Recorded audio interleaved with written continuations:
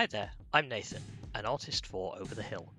I will be showing you the process of creating the background for the lobby screen in our game. Firstly, we start by collecting reference images, which we can use to inspire the look and feel of the scene. In this case, we are looking to create a typical World War II style British airfield.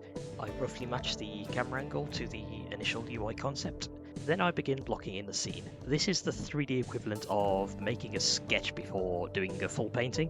This helps to work out the composition of the scene and lets us know which assets we will need to make exactly.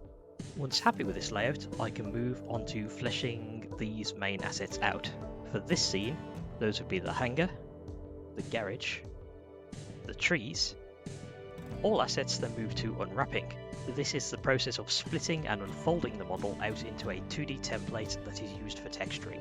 I briefly jump from Blender to Photoshop to paint those textures. Another step is baking the Ambient Occlusion maps, which is like a shadow layer that comes in texture form. This helps to add depth and contrast to an otherwise flat looking object, without relying on performance-intensive lighting or post-processing effects. Once we're happy with the results, I move the scene over into Unity, where all the prefabs, textures and materials get set up properly.